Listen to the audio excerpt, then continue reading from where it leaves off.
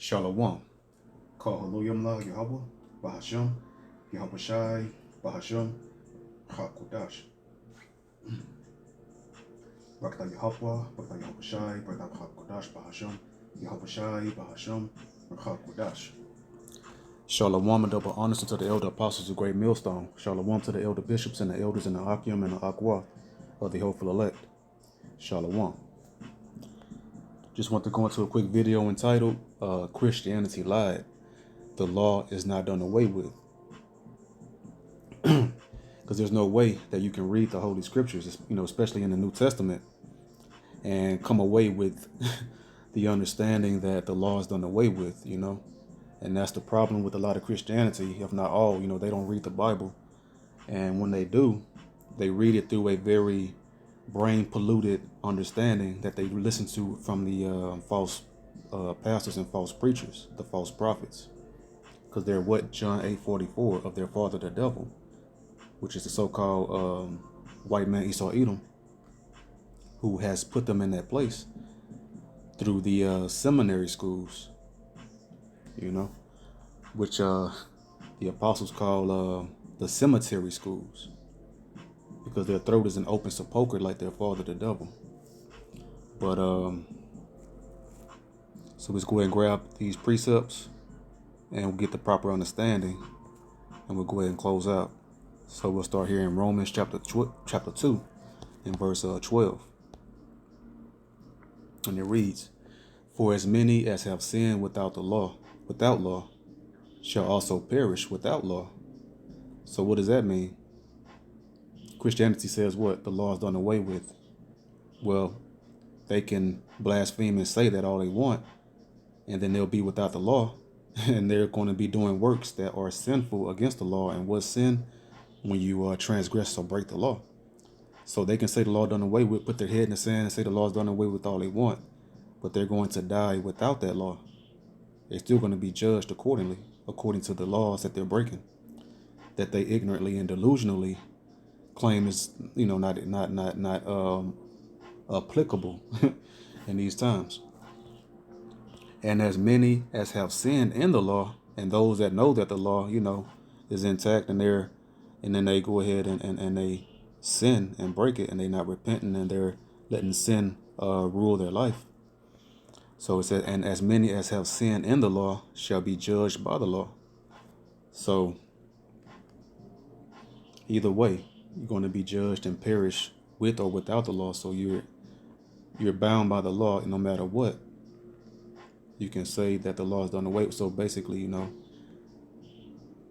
you're in the bag, you're in the trick bag, as far as you can claim all you want. You can speak with your own dark, wicked mind from Christianity, but the law have you pinned down. So in verse 13, "For not the hearers of the law are just before Yahweh." So even though you're keeping the law, you want to rehearse and establish the law, rehearse the laws to the best of your ability. But the faith is over all, and then you, through your belief and faith, you're going to be doing your best to keep the law.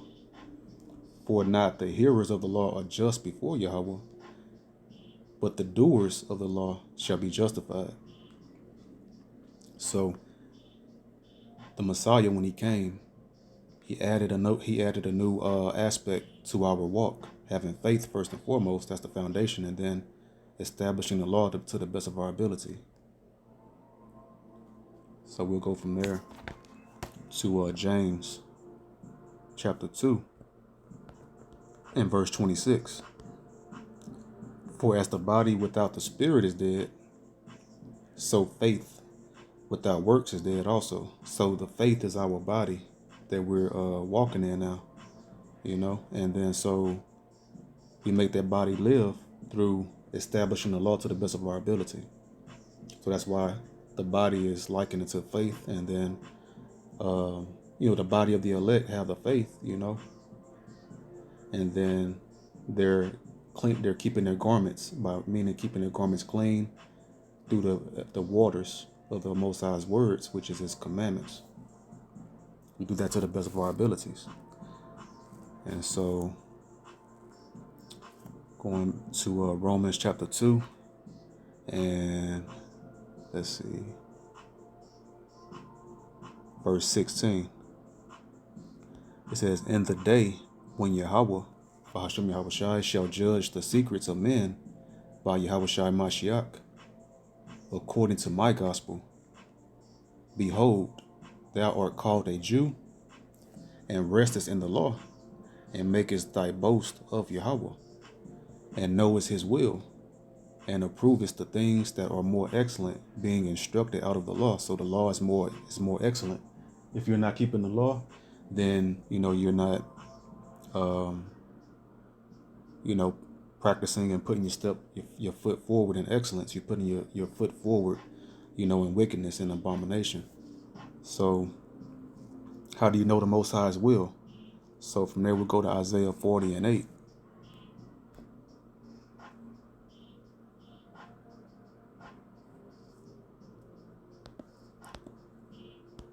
"The grass withereth, the flower fadeth, but the word of our power shall stand forever." Now that's a good verse right there, but it's not actually what I was looking for. Salaki, let me, I think I had wrote this down by accident. I miswrote down this precept here. Give me 1 second. Salaki is Psalms chapter 40 and verse 8. It says, "I delight to do thy will, O my power Yahweh. Yeah, thy law is within my heart." So the Most High's will is his law, statutes, and commandments. So Isaiah 40 and 8 was good too, but the key is what I want to get right here is Psalms 40 and 8. So the will of the Most High, we know the Most High's will is his law. So Christianity loves to hide in Paul's letters. Well, Paul's letters condemn them as well, because this is Paul's. He wrote the book of Romans, and he just said right here in verse 18 in Romans chapter 2, "And knowest his will." Whose will? Yahweh. "And approvest the things that are more excellent," and that's the Most High's law. Being instructed out of the law, and it even breaks it and explains it right there in the same verse. So we be instructed out of the law, and that's the Most High's will. So Christianity, they cannot, they can't possibly read. They're reading in gross darkness, because as what the Messiah said in Matthew chapter 13, that it was given unto the apostles, which are the representation of the elect, to know the will of the to know the will of the Most High, to know the mysteries of the kingdom, and to know the mysteries of the Most High. And then, it wasn't given to the 2/3 Israelites. And if it wasn't given to the whole nation of Israel, how much less was it given to the heathen Gentiles? And we see what happens when the heathen Gentiles take our holy scriptures. They blaspheme it, and they butcher it, and they straight up, Christianity lies on the holy scriptures and lies on the Most High's words. Romans chapter 3 and verse 1. "What advantage then hath the Jew? Or what profit is there of circumcision?" So right here it's saying, what advantage then hath the Jew? So that word advantage is perissos, meaning exceeding some number or measure or rank or need. So the context here is right here, and look at B. Superior, extraordinary, surpassing. So preeminence, superiority. So when you read that with the understanding of what advantage means, it says, so sub out that word advantage for superiority. It says, "What superiority then hath the Jew?" Because the Jews, we're superior to all nations. And right now, you have to understand the history of what was going on at this time, because only the southern kingdom, the Jews, which was Judah, Benjamin, and Levi, was in the Holy Land at that time. The northern kingdom was gone, but this spreads out to all Israel, all 12 tribes. But at that moment, it was only the southern kingdom, the tribe of Judah, Benjamin, and Levi, which the tribe of Benjamin and Levi also got blanketed with the term, with the name of, they were called Jews as well. So what advantage then hath the Jew? So what superiority have the Jews, the southern kingdom, and ultimately all Israel? Or what profit, another word for profit is gain, right? Or what gain is there of circumcision? And what circumcises us? The law. The law of the Most High is what circumcises. Circumcises our mind and spirit. So Paul is asking the Jews that were living as Romans over there in Rome. He was saying, what advantage have the Jews, and what's our profit of the laws? And then verse 2, much every way. So in every way, very much in every way, the Jews, the Israelites, have the superiority and the profit and the gain from the law. Chiefly because that unto them were committed the oracles of Yahweh. So, and also, this is going to the native Jews, because the native Jews in the homeland knew that they were the Jews, and then the Gentile Jews that were scattered, that had got taken out of the, that in that dispersing, because a good amount of Jews got scattered during when the Greeks came into power, the so-called white man, when they under Alexander, when they began with Alexander, they became the Greeks, and we began getting Hellenized after he died, because his generals took over, and then I think it was Antiochus that came and began taking some of the Jews and transported them to Alexandria, which was the capital over there for Greece, over in Egypt. So, and then in other areas as well, we started getting, taken and oppressed. So we was basically in captivity. Was heavily oppressed and taken out of our homeland, and then also we got taxed heavily over there as well in our homeland. And that's why the Messiah said, "What? Give unto Caesar what is Caesar's, and to the Most High what's the Most High's."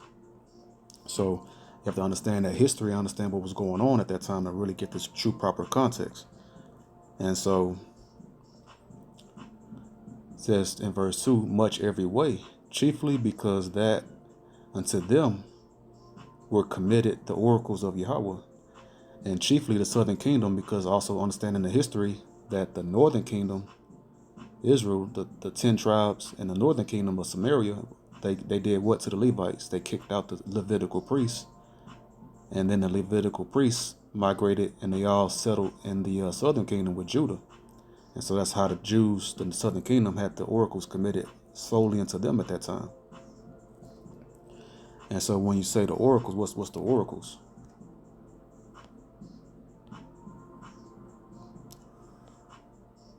Logion in the Greek. It says a brief utterance, a divine oracle, doubtless because oracles were generally brief. Well, that's just Esau there adding this. But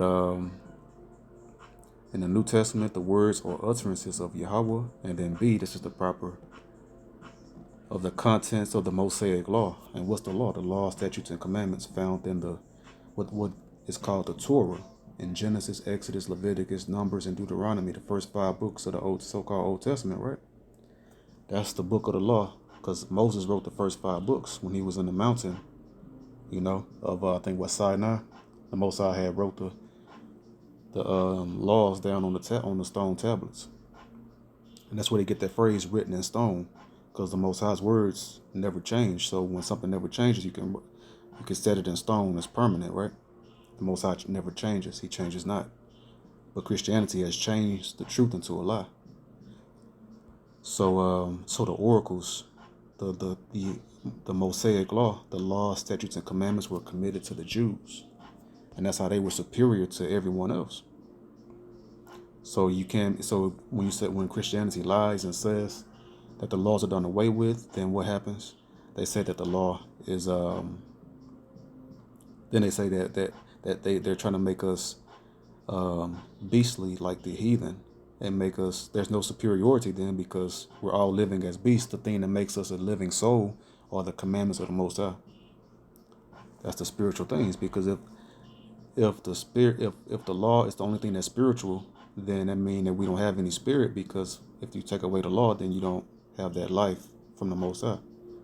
because you're living as a dead man, because you will be judged, if you're not keeping the law to the best of your ability. So, and that superiority right there in verse 1, what advantage or what superiority then hath the Jew, or what gain or profit is there of the circumcision? And we know that's the law, the circumcision, because the laws is what makes us superior. Deuteronomy 7:6, for thou art an holy people unto the Lord Yahweh, Bahashem, in the name of Yahweh Shai, thy power. The Lord Yahweh thy power hath chosen thee to be a special people unto himself above all people that are upon the face of the earth. And that's that superiority from the Most High choosing us and giving us his commandments, that covenant. And that's what makes us superior. Not just because we're superior, but because the Most High chose us. We're not just superior, because we special on our own. It's because of the Most High choosing us. Deuteronomy 4:6, keep therefore and do them, for this is your wisdom and your understanding in the sight of the nations. What nations? The heathen nations, which shall hear all these statutes, going into the commandments and the laws as well, and say, surely this great nation is a wise and understanding people. So that's what makes us superior. That's what gives us that profit and that gain and that superiority. The commandments of the Most High. And if you take away the commandments, then we're not a great nation. We're just like them, and we become like them. That's why the Jews, called called Israelites that wasn't living according to the commandments. That's why they was referenced as a heathen, and they were cast out, and not regarded as anything, because they wasn't keeping the commandments and not, rehearsing the righteous acts. So going to that in verse 2, much every way, chiefly because that unto them were committed the oracles of Yahweh. So the oracles of the Most High, we had went into that word oracles, that goes into the statutes and the commandments, the Mosaic law of the Most High. And it's called Mosaic law because the Most High gave Moses the law, and he delivered the law unto us when he came off of the mountain and made that covenant with the Israelites and the Most High. When he sprinkled that blood on us in the covenant, in the wilderness. So 1 Corinthians chapter 2 and verse 13. Which things also we speak, not in the words which man's wisdom teacheth, but which the Holy Spirit teacheth, comparing spiritual things with spiritual. So when we speak, we need to have our conversation in heaven, and that's the commandments of the Most High and the prophecies, and filtering life and existence through the words of the Most High, and not wicked carnal man. And that goes into these false religions like Christianity and Roman Catholicism. So we compare spiritual things with spiritual. If we're listening to men saying the law is done away with, we're not comparing spiritual things with spiritual. We're comparing carnal things and blasphemy to that which is spiritual, the Most High's words, which is the law. So verse 14, but the natural man receiveth not the things of the Spirit of Yahweh, Bahashem, Yahweh Shai, for they are foolishness unto him. See, and then when we tell them about the commandments and keeping them still, that they're natural men, so they can't receive it, and they reject it, and they think that what you're saying is foolishness. Neither can he know them, because they are spiritually discerned. How do we know the Most High? If we keep his commandments. And they don't have the spiritual discernment. They have carnal, desperately wicked discernment, which is of Satan, and they're going off. So verse 15, but he that is spiritual judgeth all things, yet he himself is judged of no man.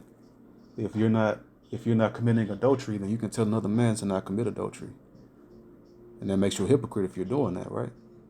But if you're examining yourself, you're keeping your garments clean, and men are going off and being wicked, you're supposed to admonish one another, meaning warn one another, because then that man's blood is on your hand if you're Not if you're doing that which is pleasing to the Most High, keeping His word to the best of your ability and sincerity, and then if you're not, then if they're doing it and you don't warn them and rebuke them, right? Then like it'll be it's a very wicked society if you're not keeping the commandments, and that's the society we live in today. Because the music, Hollywood movies, television, social media, it's all about adultery. Just listen to the filthy music and you'll see how wicked society is today. Um, Verse 16, for who hath known the mind of the Lord Yahweh, in the name of Yahweh Shai, that he may instruct him?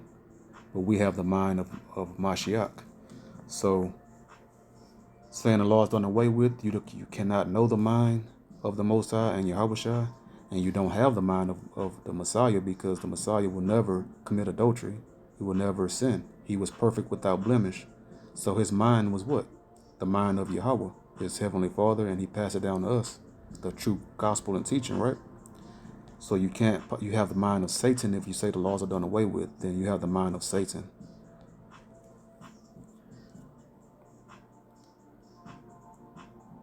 Let's see.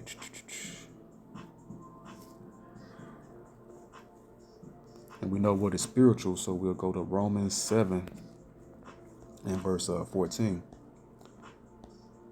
For we know that the law is spiritual, but I am carnal, sold under sin, because we're in this flesh. But the law is what keeps us above that flesh, and keeping because the Most High is in heaven. We keeping our conversation and our meditation in heaven, stand above, so that sin won't get advantage of us.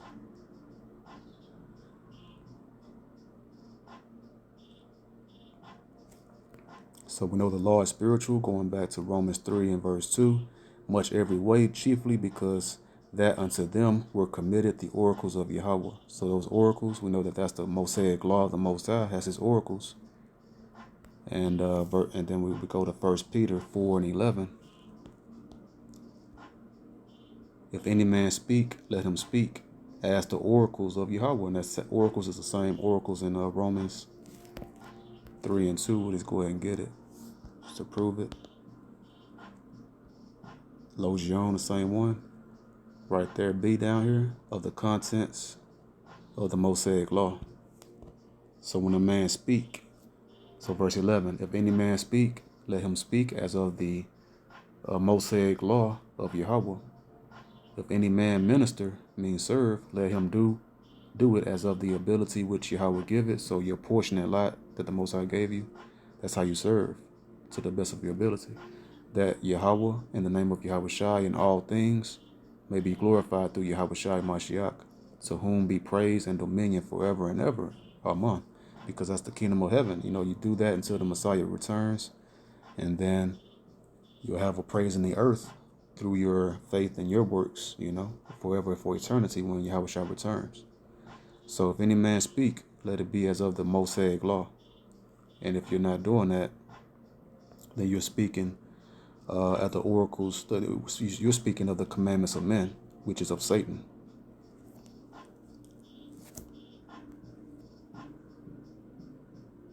Romans chapter 3 and verse 10. As it is written, there is none righteous, no, not one. There is none that understandeth, there is none that seeketh after Yahweh. And that's Christianity and all these false religions. They come near to the Most High with their lips, but their heart is far away from him. Verse 12, they are all gone away. They are all gone out of the way. They are together become unprofitable. Because what's profitable? The commandments of the Most High.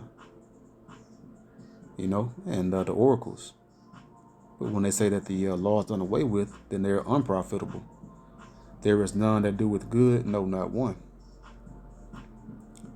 So what is though? This is very familiar sounding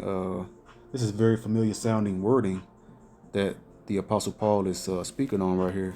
You can go to Psalms chapter 14, because Yahweh Shai, he taught from the Old Testament. The New Testament wasn't written when Yahweh Shai walked the earth. And Yahweh Shai, he did what? He taught who? He directly taught Paul when he knocked him off the horse, and he taught him he directly taught Paul. And so Paul was speaking the doctrine from Yahushua. So basically people that hide it, the Christianity that hides in Paul's letters are basically saying Yahushua is going off because Paul directly was taught by the Messiah. Psalms 14 and verse 1. To the chief musician, a psalm of David. The fool hath said in his heart, there is no power. They are corrupt, they have done abominable works, there is none that doeth good. The Lord Yahweh looked down from heaven upon the children of men to see if there were any that did understand and seek Yahweh. They are all gone aside, they are altogether become filthy, there is none that doeth good, no, not one.